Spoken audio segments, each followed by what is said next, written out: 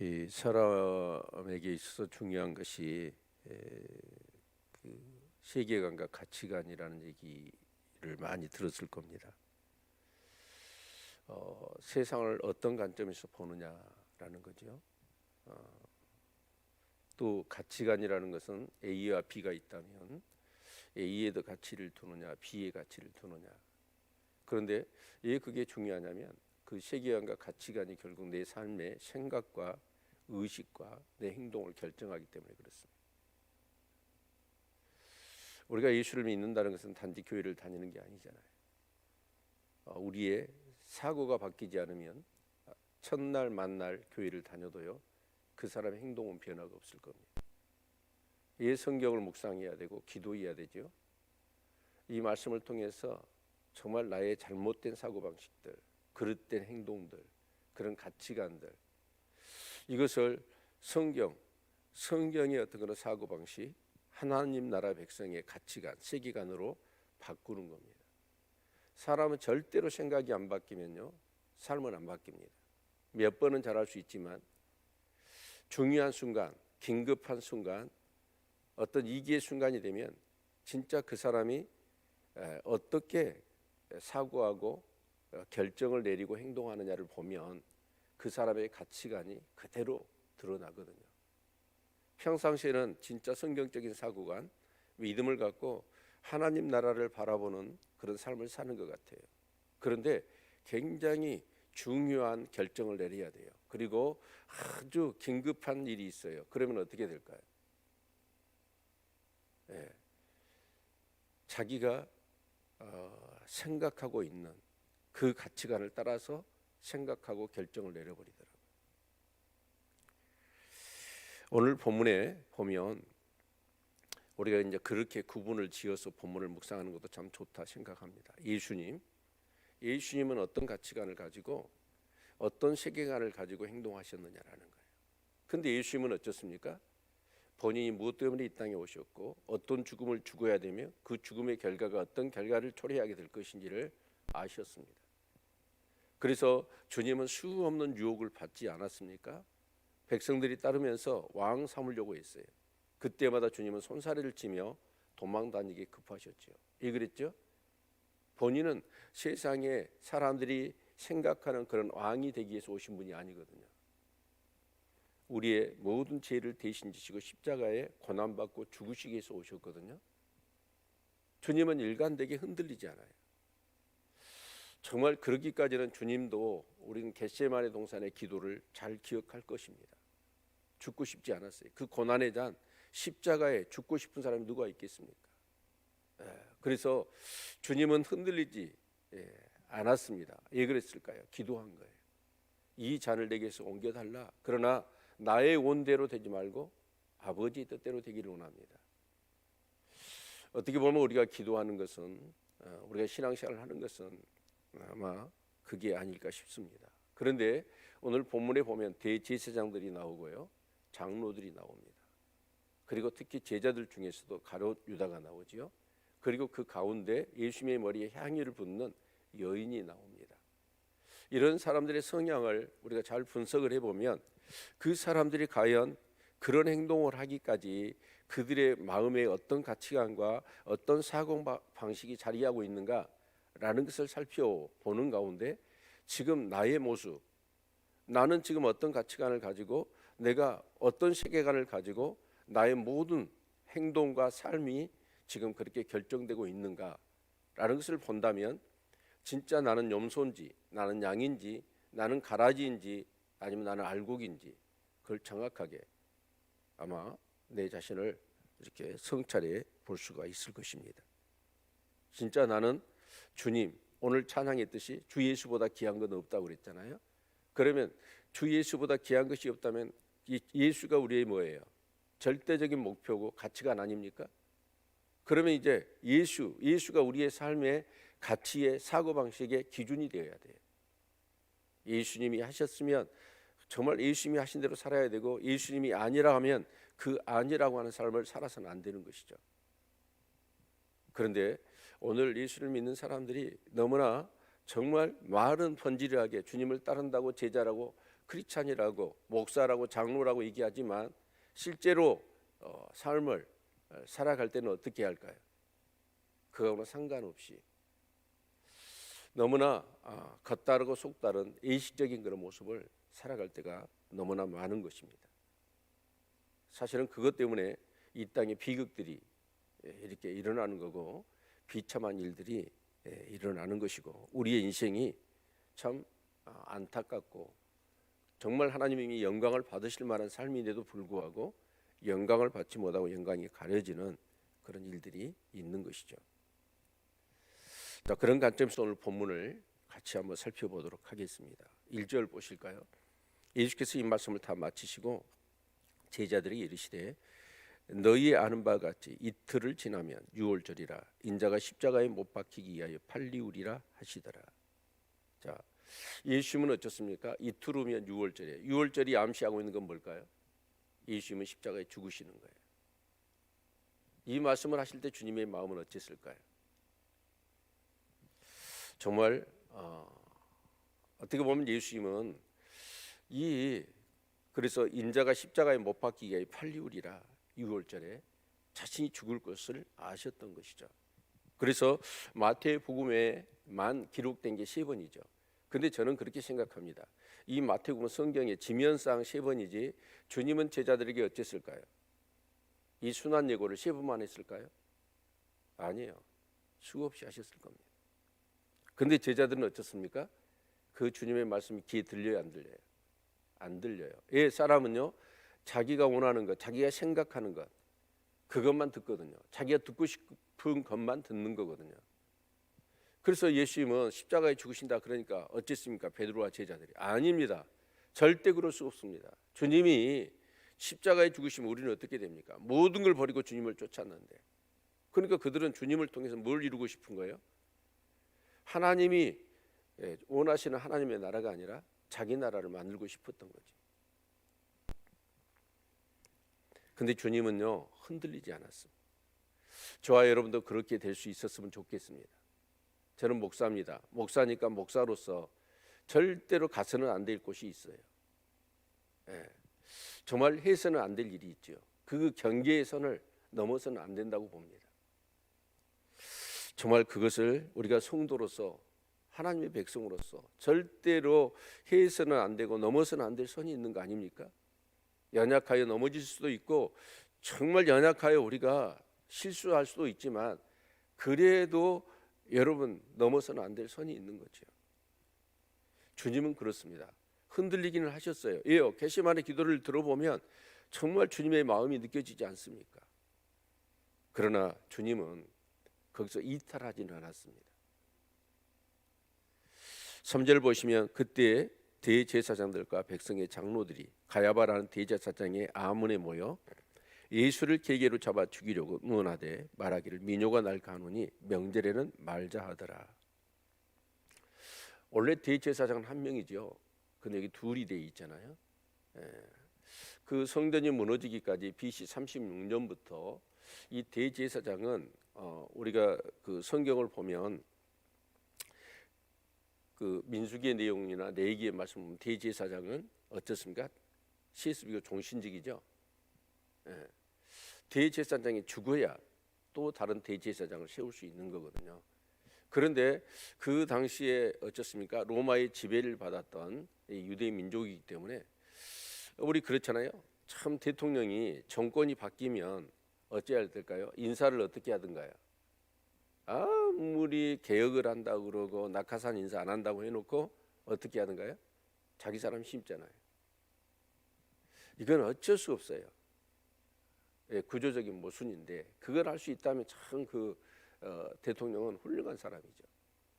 그런데 그 당시에 로마 정부도 어쩌냐? 대제사장을 어떻게 해요? 성경과는 상관없이 갈아치워버려요.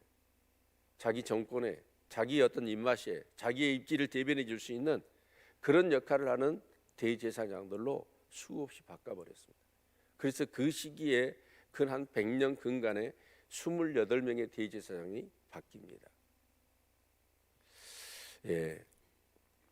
그것 자체가 이제 문제죠. 자, 그런데 이 그렇게 해서 세워진 대제사장들이 제대로 하나님 섬길 수 있겠습니까?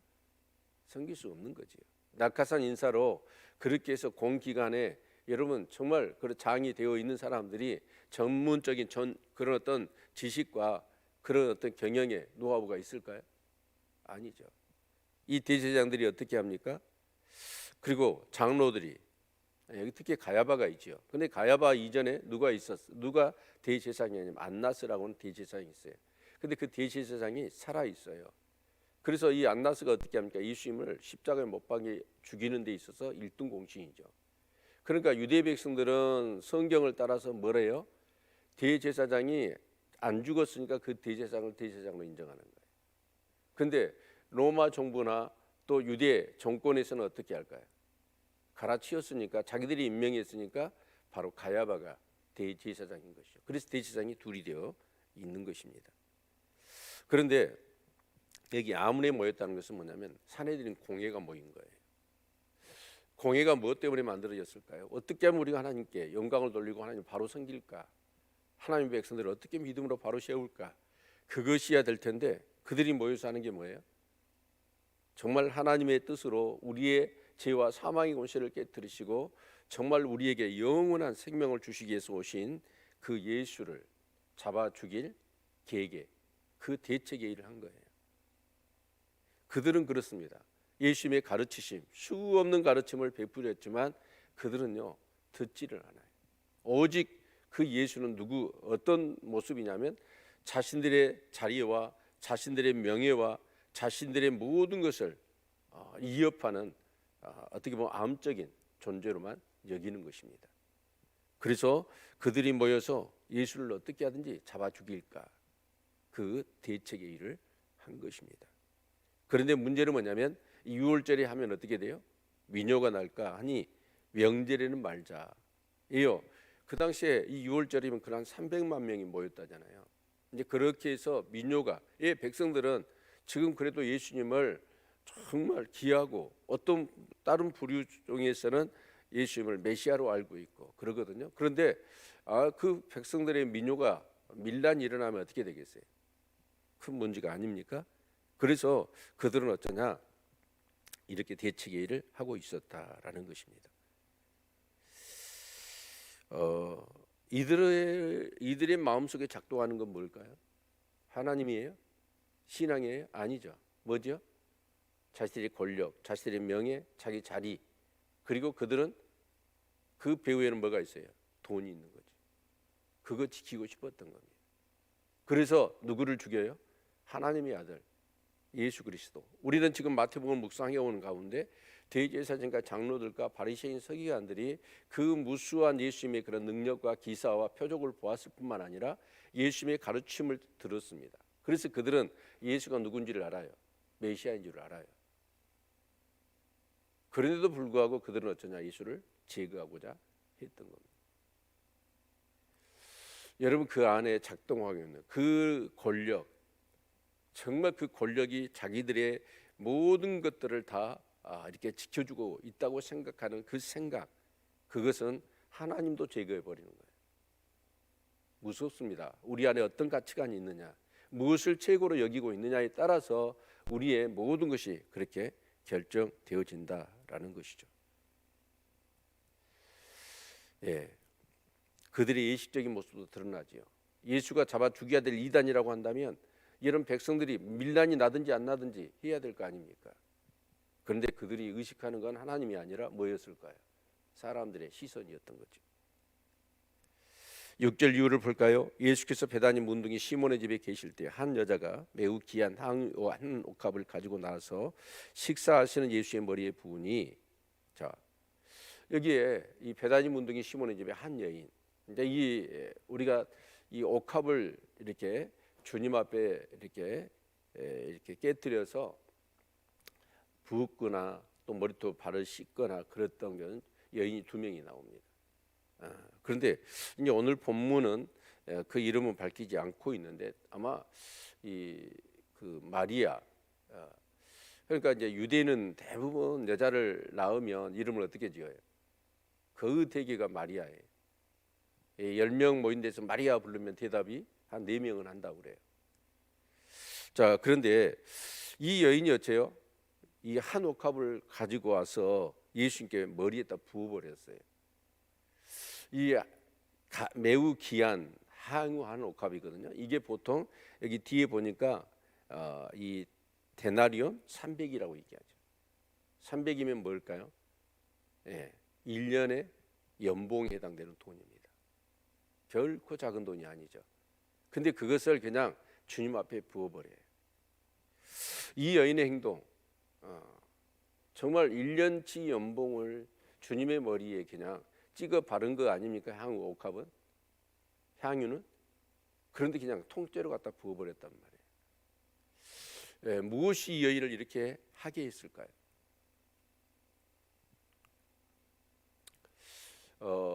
이 나사로의 그 마르다와 마리아가 있고 막달라 마리아가 있지 않습니까? 그래서 대개 여기서 나오는 이 여자를 막달라 마리아라고 얘기합니다. 막달라 마리아는 어떤 여인이죠? 어떻게 보면 귀신이 들렸고 또 몸을 팔아 살았던 여인 아닙니까? 그러면 공식적으로 유대 사회에서는 아마 천당의 1순위로 갈 수 있는 여자가 세리와 창기예요. 그런데 예수님을 공경에 집어넣기 위해서 어떻게 했습니까? 현장에서 간음한 그 여인을 데려다가 이 사람은 무엇의 율법에 의하면 돌로 치라고 했는데 어떻게 해야 되느냐? 근데 예수님이 뭐라고 그러셨죠? 너희 중에 죄 없는 자 돌로 치라. 그래서 다 도망갔단 말이에요. 오직 그 여인을 정죄할 수 있는 분은 예수님 한 분뿐이에요. 그런데 예수님이 나도 너를 정죄치 아니하노니 가서 다시는 죄를 범치 말라. 그렇게 해서 새 생명을 얻은 여인입니다. 그러니까 이렇게 정말 이 연봉에 해당되는 이 옥합을 주님 앞에 통째로 그냥 찍어 바른 정도가 아니라 부어 버렸다는 것은 뭔 의미할까요? 이 여인은 예수가 자기의 전부였던 거예요. 그분이 내게 베푸신 은혜와 사랑을 잊을 길이 없었던 것이죠. 그 1년치 연봉에 다니는 옥합은 아무것도 아닙니다.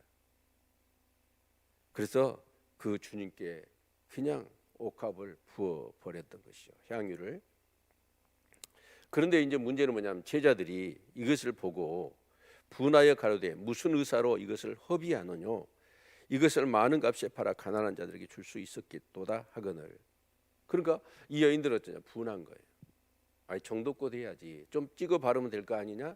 근데 그것을 통째로 부어 그리고 이 허비를 하느냐? 그들의 관점은 뭐예요?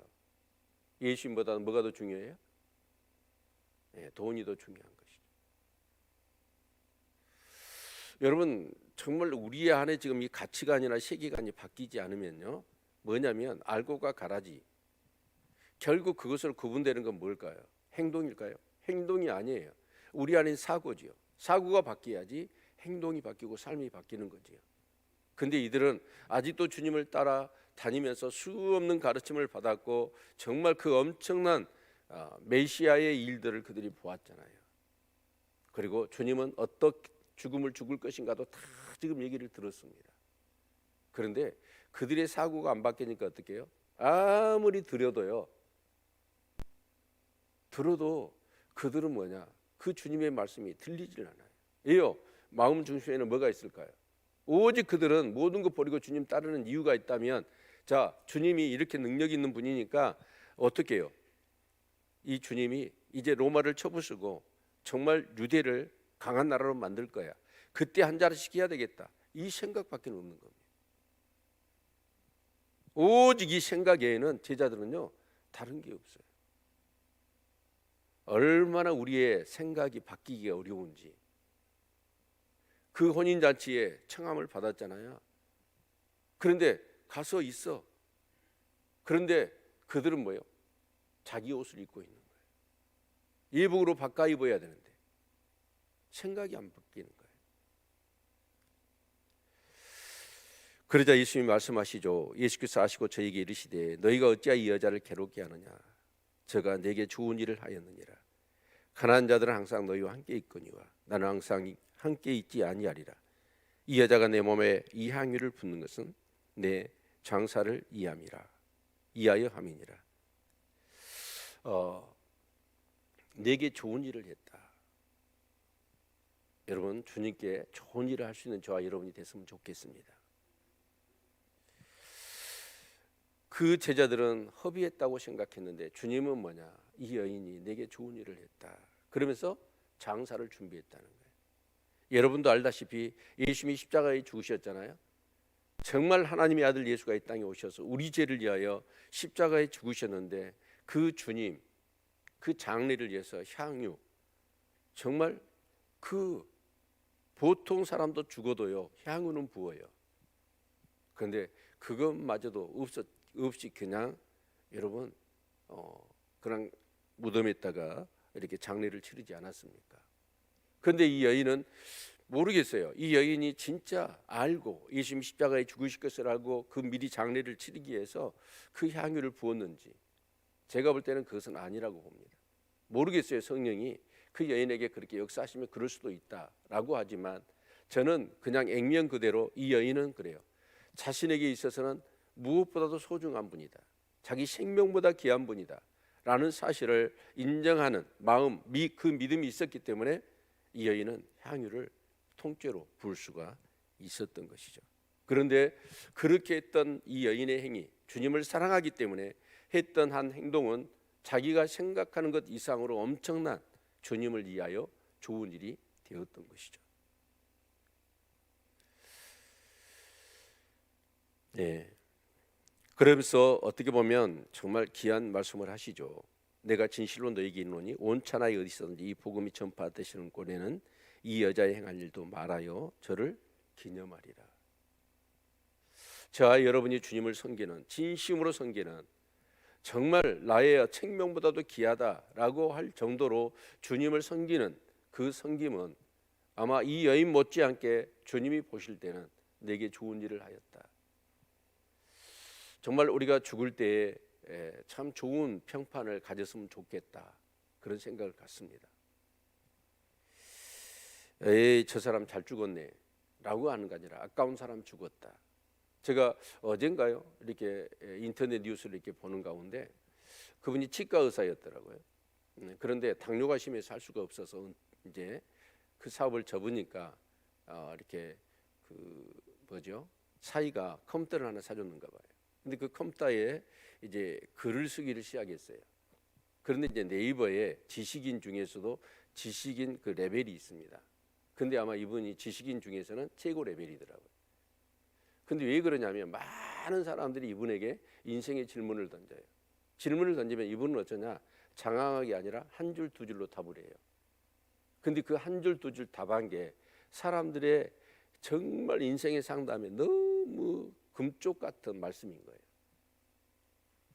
거예요. 그래서 이분이 한때는 이렇게 그 눈도 침침하고 이제 나이가 많으니까 안 하려고 그랬는데 사람들이 계속해서 요구를 한 거예요. 그래서 이분이 계속 87세까지 하셨는데 이제 그분이 참 그런데 그분이 그렇더라고요. 그 답을 짧게 한 두 줄로 그 인생에 꼬이고 꼬인 문제들을 한 두 줄로 답을 내릴 수 있다는 게 쉬운 일이 아니죠.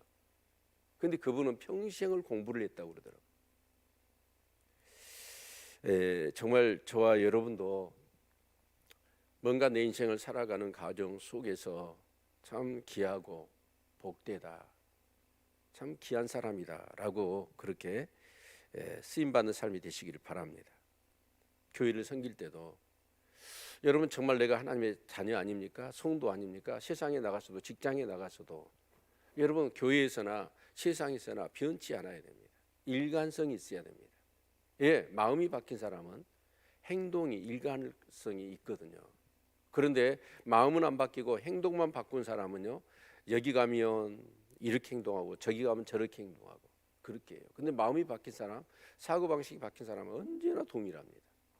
어제 양으로 분류됐던 사람들 정말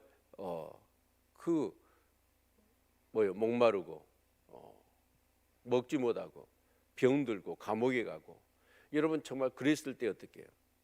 그 작은 소자, 그 작은 소자란 말의 의미는 이런 의미 같더라고요. 정말 사람을 차별하지 않은 거예요. 선택적으로 섬기지 않은 거예요.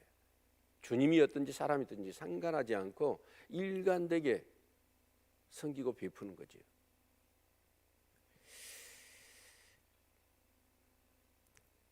자, 근데 여기 14절 보면 그때에 12 중에 하나인 가룟 유다라는 자가 대제사장들에게 가서 말하되 내가 예수를 너에게 넘겨주리니 얼마나 주려느냐 하니 그들이 은 30을 달아 주거늘 저가 그때부터 예수를 넘겨줄 기회를 찾더라. 가룟 유다가 마음이 헷가닥 바꾸고 예수를 팔기로 결정한 사건이 향유 사건입니다. 결국은 향유 사건의 핵심이 뭐였죠? 이 가룟 유다는 그것을 허비하냐, 그걸 팔아가지고 가난한 자들에게 주었으면 얼마나 좋겠느냐. 그런데 그것은 명분뿐이었죠. 실제로 뭐예요? 그 돈이 아까웠던 거죠. 가룟 유다를 차지하고 있는 건 뭘까요? 돈이었습니다. 돈이 전부였어요. 자, 그래서 이 가룟 유다는 어째요? 예수님을 넘겨주죠, 대제사장들한테. 근데 그 값이 얼마예요? 은 30입니다. 은 30은 우리가 성경을 찾아보면 출애굽기 21장 32절에 보니까 항소가 다른 집 이렇게 종을 죽여 노예를 죽여요. 그러면 그 노예 배상값으로 주는 게 은 30입니다. 그러니까 노예의 종의 몸값에 해당되는 돈을 받고 예수님을 팔았던 것이죠. 여러분, 저와 여러분 안에 진짜 가치관이 뭘까요? 예수일까요? 우리의 세계관이 진짜 하나님 나라일까요? 언제 볼 수 있냐면 내가 행동하는 걸 보면 아는, 내가 생각하는 것, 내가 중요한 결정을 내릴 때 항상 하나님 나라 관점에서, 정말 예수의 관점에서 여러분 생각하고 결정을 내리느냐, 아니면 예수는 온데간데 없고 성경은 온데간데 없고 여전히 내 사고방식, 이 세상 정신, 그것에 따라서 뭔가를 생각하고 결정한다면 나는 아직 알곡은 아닌 거지요. 양은 아닌 거지요. 항상 염소고 가라지일 것입니다. 오늘 본문에 보면 그 당시에 대제사장들, 여러분 장로들, 특히 예수님의 제자들 가운데서도 가룟 유다, 이런 사람은 넘어서는 안 될 선을 넘어버리죠. 왜 그럴까요? 그들의 사고는 바뀌지 않았어요. 그들이 생각하는 것은 이 땅이지 하나님 나라는 아닌 거지.